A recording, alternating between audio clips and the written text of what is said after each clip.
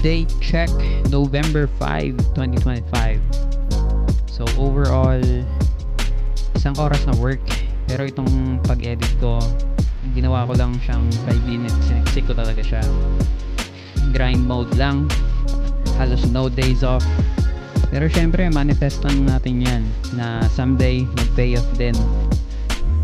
Alam ko yung feeling na kahit pagod ka na, gagawin mo pa rin. Kasi alam mong may dahilan kung bakit ka nagsimula. Hindi mo man agad makita yung resulta.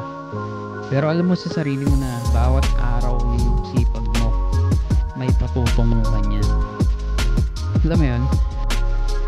Habang ginagawa ko to, naisip ko lahat na tayo may kanya-kanyang laban. May mga araw na parang walang progress. May mga gabi na parang sayang lang yung effort. Pero ang totoo, wala talagang sayang kapag ginawa mo ang best mo. And mukhang ito na yung last na linis na gagawin ko dito sa garahe. Kasi since naka-organize na siya, hihintay na lang tayo ng mga clients natin online.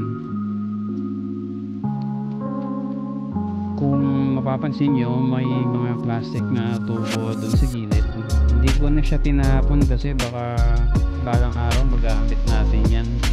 Lalo na may gusto tayong itayo din na shop on the side.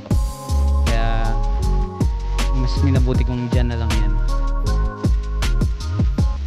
So after nito, abangan nyo na lang kung anong next na vlog na gagawin natin. Kaya stay tuned.